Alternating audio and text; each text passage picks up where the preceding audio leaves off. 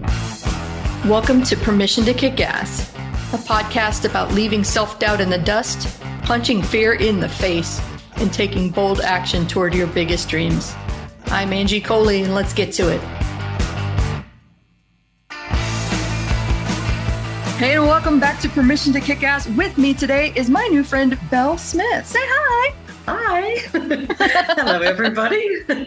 Welcome to the show. I was so excited about this one when you reached out and you told us all about your mission. I could not tell my assistant fast enough, like, book her, bring her on. We're going to talk. So tell us a little bit more about your business. Well, thank you firstly for having me on and the opportunity, because you could probably pick up from my accent that I'm an Aussie. And so it's actually really quite refreshing, because whilst my work has been focused on Australia, my coach and, a contact that Laurie Ann, keeps telling me, Bel, this message is needed globally. So my organisation is called The Root Cause, and we're a social enterprise. Our vision is to create a generation of healthy, food literate children who choose real food every day. And quite honestly, the reason why we do that is because I think, in fact, in the US, they're now estimating by 2025, 8 out of every 10 children are likely to have some kind of chronic health condition. So 80%. Here in Australia, currently, it's 43%. Wow. So, and other statistics that are equally concerning is that 10 to 16% of children have learning difficulties here. I just saw a report the other day that said 1 in 20 children in the US now have ADHD, and back in the 70s that was 1 in 10,000. And, then we've obviously got, our diabetes type 2, which once was adult onset, now our children are getting it. So my goal is to help families and parents and schools to create a positive relationship with all kinds of food, because right now there's a very dysfunctional relationship. People think that healthy is, particularly kids, that it's yuck. Parents think it's too expensive. And, of course, the food manufacturers are laughing all the way to the bank while we're dealing with the costs of ill health. So, my goal is to kind of neutralise food but get people to relate to the connection between how food makes us feel, rather than is it good, is it bad, is it healthy, is it unhealthy, is it junk, is it real? It's just like, how is it making our body feel? So it takes out all of the judgment around it. I love that focus, focusing on how it makes you feel, because something really, I've been journaling about it recently and trying to pay attention to nights when I have really not great sleep. And what is happening, at least for me, is it's a combination of, like, I'm eating too late. I'm usually like eating not a balanced amount, like too much or too little, too late.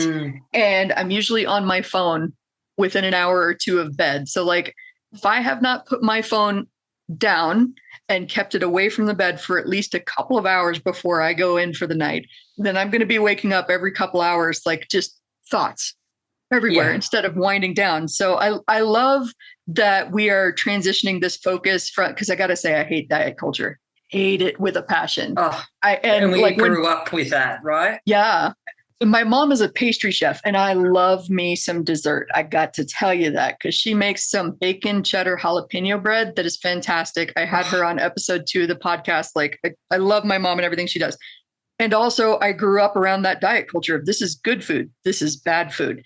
If I have one of my mom's delicious desserts, I'm being so bad today. And I don't like any of that. Oh, my gosh. No, gosh. And you know what? In today's world of food, those beautiful pastries that your mum is creating from scratch is amazing. It's not full of additives that our bodies don't know how to use. Like, she's putting her loving energy into it. Yes. Like, it's so different from the food that's manufactured in a chemistry lab in a factory. So, and that's why it's important that we actually just teach people to really tune in and connect with their body, because your body will, if you really pay attention, it will tell you that this food's not the best for you, like it's time to choose something else. And that works both ways, from foods that, that typically people would label as healthy, Mm-hmm. some healthy foods aren't healthy for people. Mm-hmm. There's some people who react to the salicylates that are in tomatoes, for instance. So, Mm-hmm.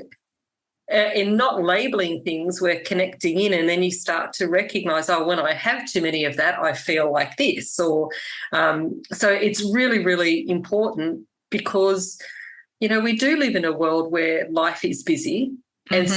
so our goal is to tune in. And even if you wanted to take, the fast route of what people believe are convenience food, even knowing to turn the packet around and ask the question of what's in my food so that you Mm-hmm. can look at it and go, okay, that one's got 30 ingredients, but this one's only got 3. I think I'll go with the 3 because that's bound to be better for my body and make me feel better. You know what I mean? So Mm-hmm. really, really simple messages. And I mean, I'm very passionate about this because I got into it 12 years ago purely by accident. After my son was born, my husband was diagnosed with postnatal depression, and the psychologist, he wasn't really interested in doing, medication at that point. He just really wanted to see what he could do. And she said, okay, let's look at your sleep hygiene, your exercise regime, and what it is that you're eating.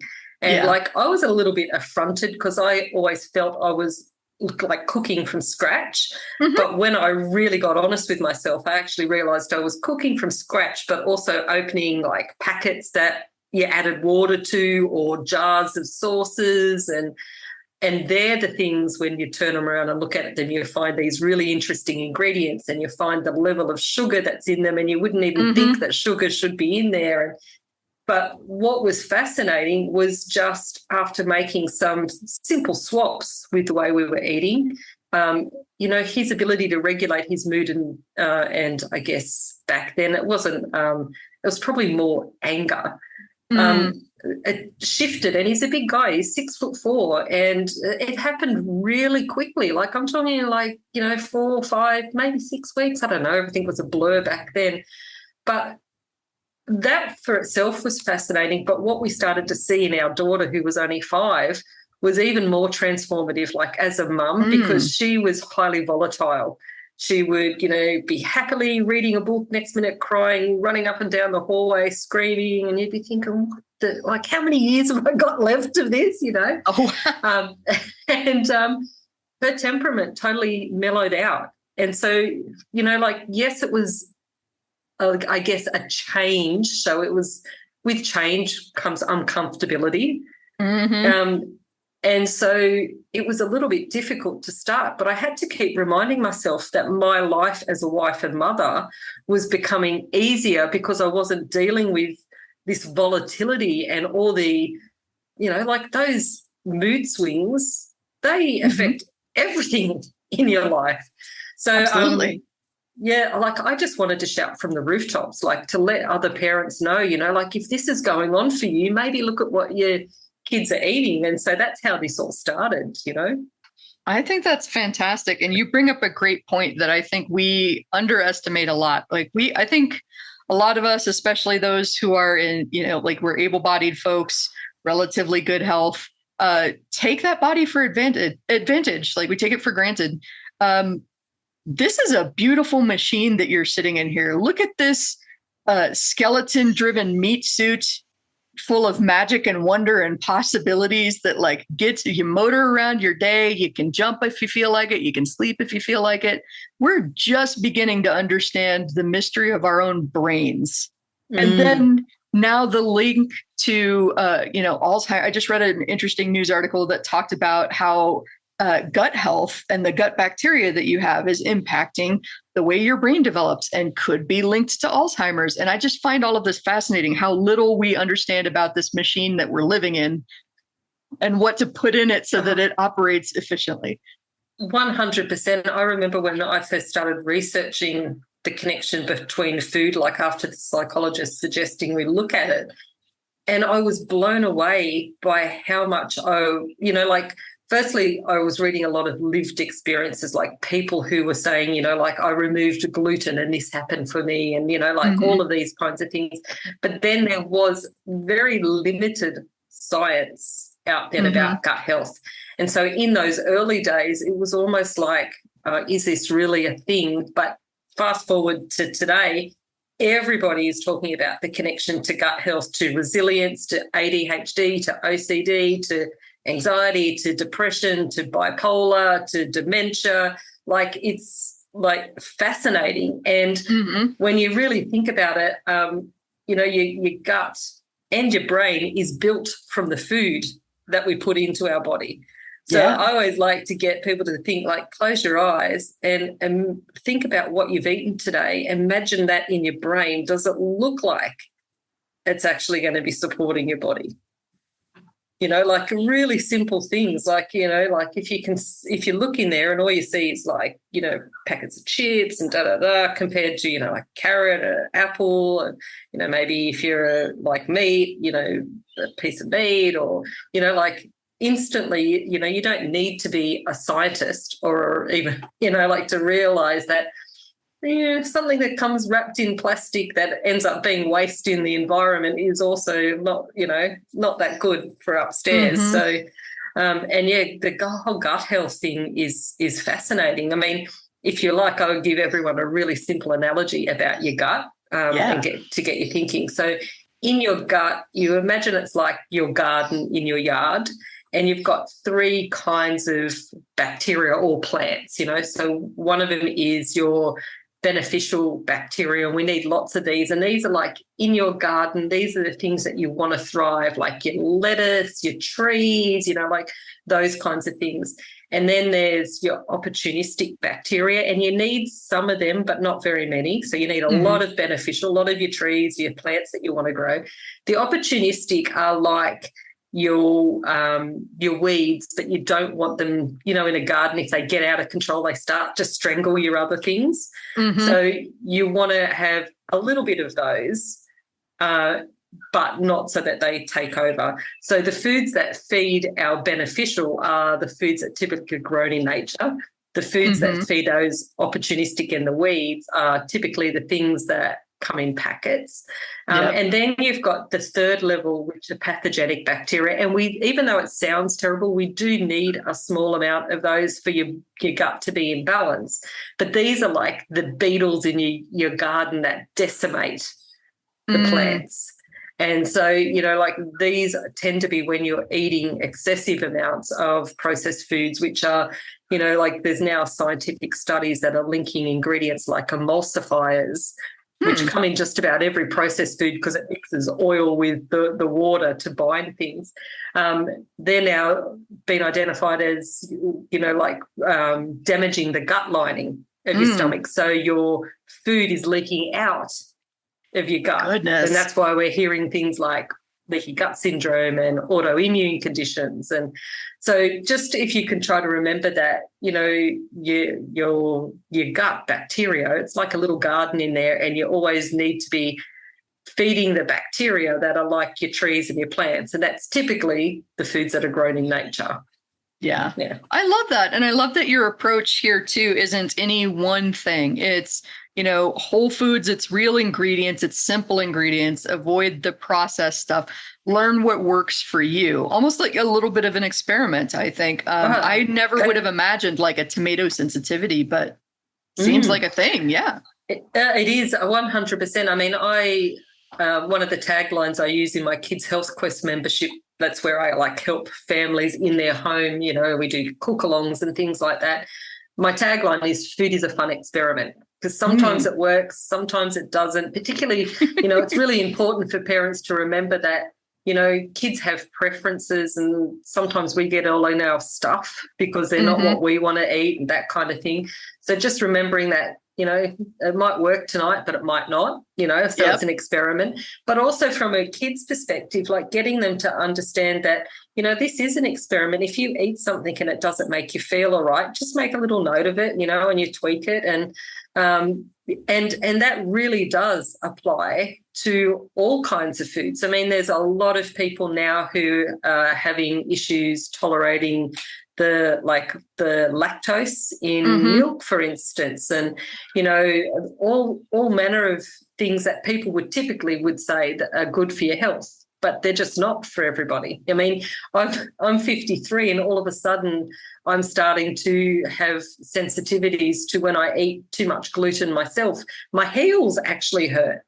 Oh, like, interesting. Yes, crazy pants stuff, right? But if I wasn't used to listening to my body, I wouldn't be thinking like, what's going on? Like what's changed? So yeah, it's fascinating. I love all of this. And, to circle back to the beginning where we talked about this, falling into your business, I'm interested about the connection. Like, obviously, you went down the rabbit hole and you saw how well this helped your husband and your daughter and your family just improved to the point that you kept researching this. How did you make that transition from this is something that's really helped my family to, oh my gosh, I'm going to start a business. I'm going to get this out there. How did that happen? It just fell into that because my daughter started getting teased at school. Here in Australia, it's very much a culture of we send our children to school with lunch boxes. And she was starting to get teased about the food in her lunchbox because she didn't have the lunchbox full of packet foods. She didn't have a little white bread sandwich with Vegemite. She would tend to have leftovers from the night before, and if she was having what people would call a treat, it would be something that I'd made at home, and so she was getting teased, and her teacher said to me, "Why don't you come in and talk to the class?" So I thought I would create some fun experiments to get them to understand about the connection between food and their body, and to help them understand that there's two big groups of foods, the foods that are grown in nature that our bodies know how to use, and then the foods that are made in a chemistry lab in a factory that our bodies really don't know how to use. And so I just created some fun experiments. And then overnight, I had parents reaching out to me saying, my son's pulling things out of the pantry and reading the labels and telling me that when this runs out, we should make a better choice. And the teacher had inadvertently picked up on me telling the children about some ingredients that were in chips that could affect asthma and eczema, and because they're also big conditions here in Australia. And so she told the principal, and then the principal asked if I could come back and do the whole school, and another school heard about it. And I just found myself running this quirky little program. But at that time, my husband, coming out, I guess, of the darker days of depression, we were contemplating what do we do here in Sydney, because where we were living was a really expensive area to live, the financial pressures that was putting on our photography business that we were running. So we actually just decided, you know what, let's pack up and travel Australia. And I remember having this session where we sat down for dinner one night. We went out, it was our anniversary, and I said to him, I've got an idea. Why don't we get a bus and turn it into a big mobile billboard to try to raise awareness about what's happening with children's health? Because by then I'd been studying and learning all about the statistics in children's health and the connection between food and those health conditions. I love that. Put it on a bus billboard. That's so fantastic. Exactly. So we travelled the country for 2.5 years in this big, giant green bus and a green trailer. So the bus was called Kaylee and the trailer was called Brock, short for broccoli. And we travelled the country, and it was pretty damn hard to miss. But I went to 90 schools myself. I ran pop-up community events, just sharing what I'd learned, like from a place of my job become easier as a mum, and the reason I went into schools is it's a prime place to get kids into one space and to all be on the same page, like to not recognise like what was happening to my daughter, the finger pointing, that's all right that she's eating like that because that helps her body, but it might not help mine, like that kind of thing. And everywhere we pull up, people would say, what's this about? The big green bus. So we get to tell them about the statistics for children's health. And that was an amazing 2.5 years because I gathered so much anecdotal stories, from teachers, what they were experiencing, kids, parents, grandparents, groundskeepers in schoolyards. And so when I got back, I was like, you know what, I need to put this in a book, but no one's going to listen unless I can find scientific studies to support. So I spent a lot of time researching and then, being able to say, well, this is what's happening. And then, okay, here's the science that actually shows it. So that's why I wrote my book, The Lunchbox Effect, to try to get parents to realise that what we're sending our kids to school with has a profound impact on their health, their learning, their behaviour, their academic results, their resilience, and the waste that we're putting into the world. So, but yeah, that trip was transformative in a lot of ways, because it took us 18 months to get everything organised and to pack up. But halfway through that, we actually found that the guy who was building our bus was also taking our money. And What? and not just ours. He was working on, I mean, we were fortunate, we were younger. There was a lot of older people who would use their retirement money and he was a gambler. So we ended up losing nearly 60,000 Australian dollars to him, but then to get another person to take it over and work on it, we actually discovered that they wouldn't let it get authorised. They wanted an engineer to look at it, and we discovered that he'd actually been, like, he'd screwed our kids' bunk beds into styrofoam. What? So, like, it's right.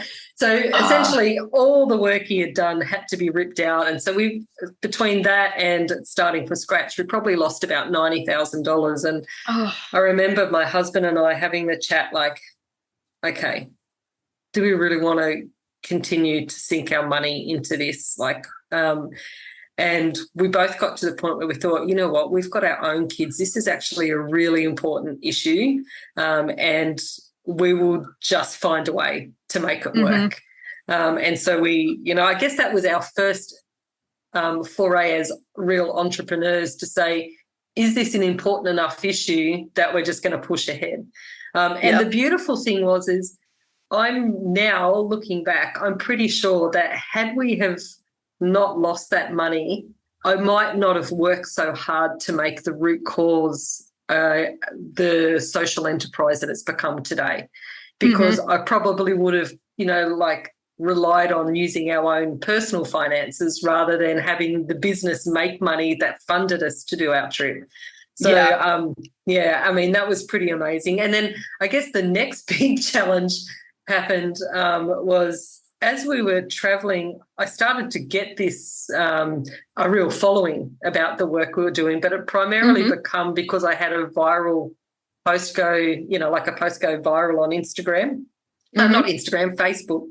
And I woke up one morning and went from like a couple of thousand followers to over 12,000 followers. And then that just kept growing and growing and growing.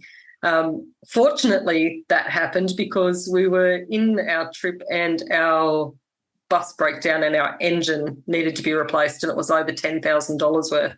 And again, we just hadn't have made enough money to fund that. And so we were like, okay, what do we do? Do we call it quits? And we decided that we'd go to our community and crowdfund and just say, this has happened, can you help us? And they actually, helped raise the money to keep us on the road. So, nice. And so it's one of those things that I really think when you come in business as an entrepreneur, when you come forward from a place of love and service, and, you will gather a loyal following who will do whatever they need to support you. And that was pretty amazing, like being, I guess that's probably my biggest takeaway from this line of work, is that staying true to what you're really passionate about, and, being honest, showing your vulnerability, saying when stuff sucks, because it does. It definitely does. Yeah. I recently scared the crap out of some of my followers because I was having a laugh at the misfortune moment. So I'm a digital nomad too. And I went to Portland, Oregon most recently. But as we're recording this, I'm in Denver, Colorado. So in Portland, everything, I don't know if you've ever seen that movie, Planes, Trains, and Automobiles, but basically everything that could have gone wrong went wrong. The Airbnb was definitely not what it should have been for what I was paying. I had to move out. I had to move hotels a couple of times. The one I wound up in, because Airbnb was too expensive now, was like not a great motel. And at one point somebody's car was on fire out front, and then the burned out car shell was there for like 2 weeks. So I'm just having a moment where I'm laughing at everything that has happened over the last couple weeks. This is bizarre. I post a picture of this burnt out car shell on my Facebook, joking about like I'm making my play for the lead role in a Planes, Trains, and Automobiles remake. Like I got material. Look at what's happening here. And then I didn't even think anything about it. I turned my phone off and I went and recorded several podcasts. And when I turned my phone back on, I'm just like getting blasted by these messages. Oh my God, are you okay? Where's Stella? Do you need me to bring you anything? I will totally hit the road. Like I was like, oh my gosh, talk about sometimes sharing something that is a little bit vulnerable, but I did it without thinking it caused people to panic. But it also did, like, I was fascinated by how quickly they rallied around me. Like, my trip has gone wrong. Suddenly, people that I hadn't seen, for 20 years since we'd been in college were reaching out. I've got family in that area. Let me know who I can connect you to. Can we talk real quick? I've got some ideas for how you can raise money. And it gets, I don't know, there's this kind of image of the lone wolf entrepreneur of we built it ourselves and we toughed it out and nobody helped us. But honestly, all of us we never get anywhere without help. That's been my experience, at least. Yeah. And, not being afraid of, like saying that stuff goes sideways, like, oh yeah. And it does actually, I think, you get rewarded by your honesty and sharing, because people like to know that you're real, that this isn't just a front, this glossy kind of person out there, that there's like a real life. Like for us, my family have always played such a big role. And I remember one of our TV interviews when we were traveling Australia, it was my son's birthday, and he'd been given like a Star Wars Lego thing that he'd made, and we were live on air. This still cracks me up. And my daughter, who's 4 years older than him, took it from him, and so he gave her a good wallop on screen. And like, I think those kinds of things, like, people just really resonate with, oh shit, that happens in, oh sorry, I swore. It's called permission to kick ass. You're fine. Yeah, of course. I think people just resonate with, okay, this is real life, family life, Oh, yeah. And it's funny because, so I record multiple podcast episodes in a day, but I love how often there's a recurring theme. And literally the lady that I spoke to today is on the East Coast of the States. You're in Australia. You're a world apart in completely different industries. And we both got this recurring theme of make it work. Is this important enough to me to stick with it? Or am I treating it like maybe someday if I see some traction, I'll put some serious effort into it. But most of the people that I speak to, the key thing in their success in their journey has been a decision at some point along the way of, well, crap, this just got really hard. Am I going to find a way to make it work? And I love that mindset, because often just that simple switch from can I do this to how can I do this makes all the difference. Oh, it's so good. It does. And I mean, we've just been affronted with that again. Like when COVID hit, my business was nearly all in our school system, and schools closed down. So all of a sudden it was like, holy crap, what do I do now? And that's how my Kids Health Quest membership was born, because I thought, okay, well, what I'm teaching in schools, how can I get it out into people's homes? And it's just been this amazing little community.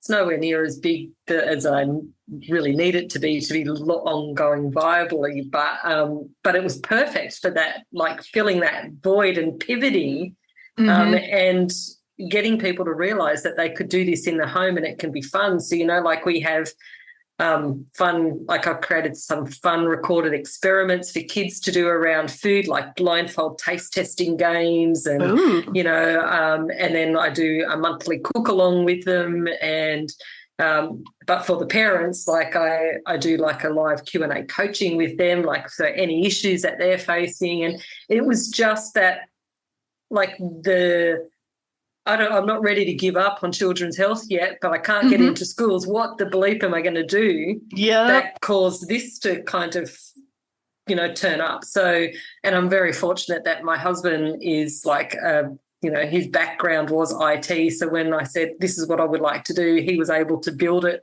for me so that we could at least, without spending a fortune, because we didn't have a great deal when there's no income coming in. So, but I think always as an entrepreneur, always going back to your why, and something that, I've realized that if I find myself caught in the loop of what do I do when things aren't great, if I flip that and say, who do I need to be? I then get the answers like, okay, I need to be resilient. I need to be resourceful. I need to be focused. And then all of a sudden you've got to, okay, well, for me to be resilient, what does that look like?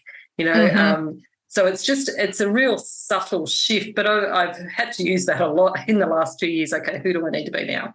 I know. That's amazing. I love anxiety is almost a short circuit to the brain, right? It just hijacks and takes over and then just spirals out of control. So to me, it's imperative to learn how to recognize when you're in that anxiety spiral and do exactly like you did. Find a way to cut it short. Okay, it's not how can I do this? It's who do I need to be? Okay, who I need to be knows that I need to do these 3 things. How am I going to do those 3 things? And all of a sudden, we've broken down this completely overwhelming shutdown, meltdown moment into steps.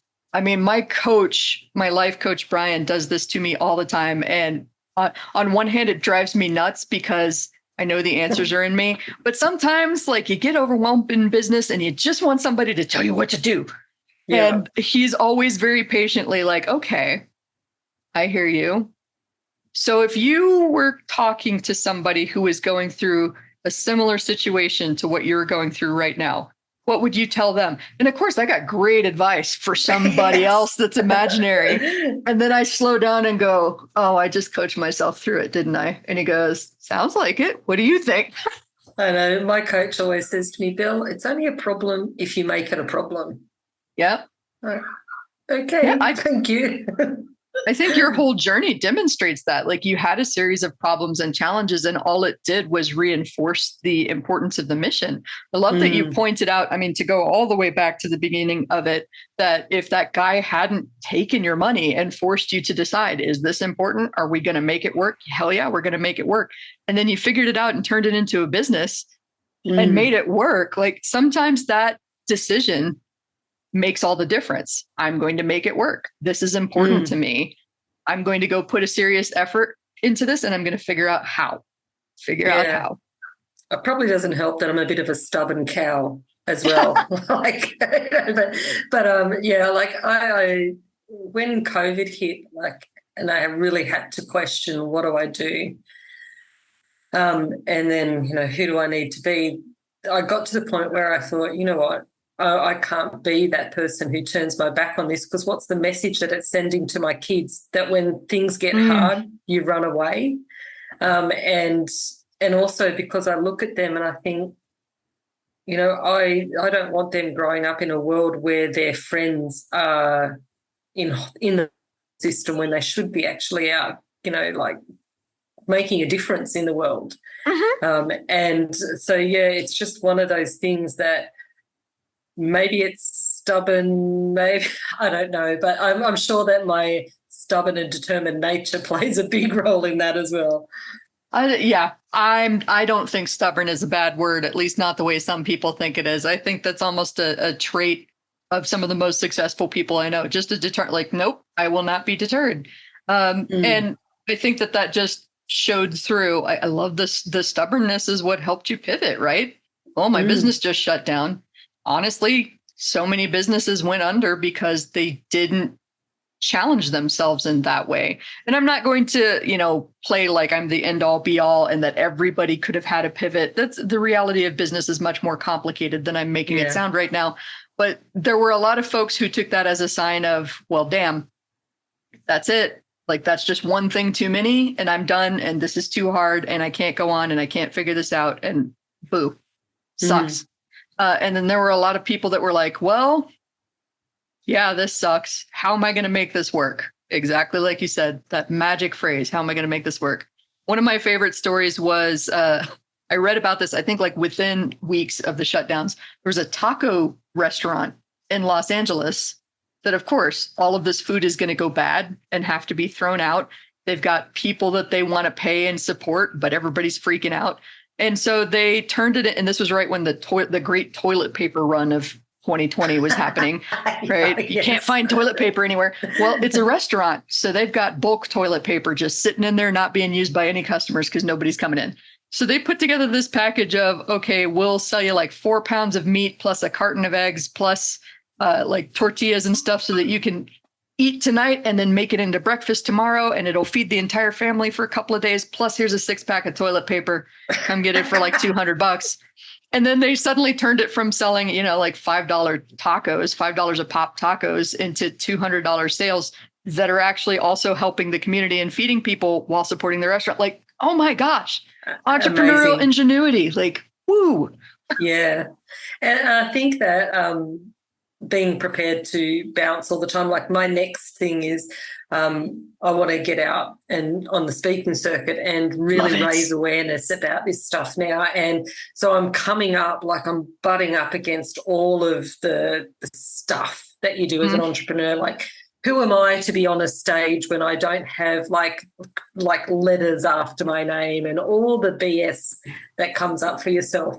But I'm also working at my ultimate goal is to get on a TEDx stage and to be on that red dot and just say your life can be changed if you just start asking what's in my food.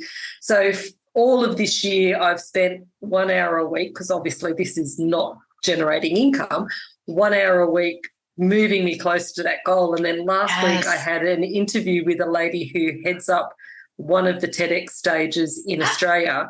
And I thought, yes, I've got an in. And then she told me that they've had an instruction from TEDx, in the big TEDx, saying to avoid conversations around health and nutrition. And I was like, are you for real? Like, you're telling me we've got a global health crisis and you're telling me that the one forum where you're supposed to be able to pitch ideas that are life-changing for people, you can't get up there. So I got off the call and I was like, okay, I'm not defeated. I'm very deflated. Yeah. And so I thought, okay, what do I do? And so I sent out my weekly newsletter. I said, this is just what's happened. Have you got ideas for me about how I could, put forward a different topic? And so I sent that out, and that morning after I'd sent it out, it dawned on me, everyone talks about they don't have time for health, or they don't have time to do all the things that are required for health. So maybe if my talk was about time, somehow I could fit in there about, you save time, you're not at the doctor's. You don't have kids having meltdowns. You don't have, husbands with depression, all of those things. So now I'm kind of thinking, okay, how do I pivot my talk so it's not really nutrition and health, but it's about time? And so I think anyone being an entrepreneur, you just need to think on your feet. Okay, what else can I do? Who do I really need to be to get this message out there? So yeah, that's my latest thing that I'm up against. I love that. I wrote down and I underlined and circled several times, deflated, not defeated. I feel like that should be a rallying call for everybody. I just want to scream that. Yeah. And it's totally cool to be deflated, especially when you really, really hope for something to work. I've been in that position so many times with my business. But eventually, if you keep trying, something that you really, really hope will happen is actually going to happen. And it will actually be kind of surprising because most of the time it's going to be a little bit of a struggle and things aren't going to turn out the way that you think. But every once in a while when it does, it's like, wait, that was easy. Oh my gosh, that was simple. Yay. And as my coach reminds me, if not this, something better. And so the something better is, might not be what you had originally planned, but something better is coming. So. Yeah. And you've got to trust that requires a certain amount of faith. And I'm not even necessarily talking about religious faith, but faith in yourself and faith that you will figure things out and that you will survive and this too shall pass. Like it's a ginormous ask of some people to have that kind of faith that if I just step off this ledge, there's going to be something underneath my feet, even though I can't see it. Like I got to go. Yeah, it's very true. I've got a little ritual that I do every morning. I've got a book by Florence Scovel's Shin. I don't know if but it's all it's actually, when you read it, it's quite biblical, but I don't read it from the biblical sense. But there's always like little messages in there. And today I just, flick my fingers along the pages and let intuition tell me where I need to go. And today's was a message around how there's always a dawn that's coming after the dark, and the dawn always turns up. So if you're in one of those dark days or dark weeks or sometimes dark months, know that there's a dawn coming, and I think I've also heard Oprah Winfrey talk about, up above the clouds, there's always like the brightness, the sun up above the clouds. So, and look, it's not always easy, is it? When you're in the stuff, but having those little, like I write stuff down, journal, little phrases to almost reinforce that that's happening, So I think you've got to get that stuff out of your head. Like, I don't know if it's true for everybody, but I know for me, I like to think of it as if I leave those thoughts, especially the negative ones, bouncing around in between my ears, they're just going to like echo and amplify and turn into something big. And so it might even be a tiny thing about like, I'm nervous about how people are going to think of this one thing that I'm creating. And then all of a sudden it's spiraled out of control into I'm a failure and everybody's going to make fun of me. Actually, there are more people out there rooting for you to succeed than you could possibly ever imagine, especially if you're doing like Bel and getting out there, putting your message out there, sharing with people, trying to help people. They are so grateful for just seeing you, being inspired by you, that they're rooting for you to succeed because your success means they could possibly succeed too. Like there's a lot more hope than you're giving yourself credit for, guys. Indulge in the sad days. We all need a blanket covered, snack day on the couch with Netflix from time to time. But then get up, pull your big girl britches on, your big boy britches, your big other britches, however many britches you got, and just do the damn thing because you love to, because you need to, because you want to. 100%. Yeah. I didn't expect to get so ranty about that, but there you go. Oh, that's going to be my motto for the rest of this week too. Deflated, not defeated. Amen. Amen. So this has been a fantastic conversation. Thank you so much for sharing your mission and your experience with us. I think it's going to help a lot of people. Tell us more. Tell us where to find you and learn more about this mission and how we can help out and get involved. Thank you so much. Well, you can find me in Instagram and Facebook at The Root Cause AU. I am, because I'm stepping out on the stage, just starting to put myself out there just as Bel Smith speaker.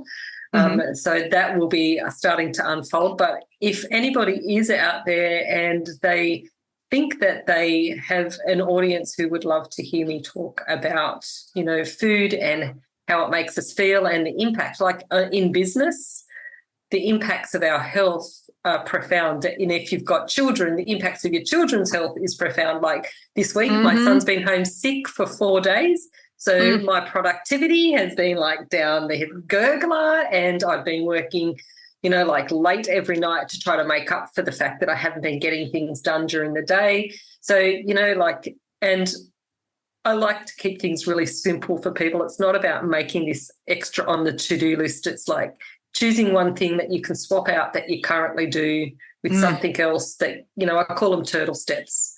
Yeah. So if you would love me to, come and talk to your community or audience about that, then just reach out to me through the DMs on Instagram and Facebook at the moment.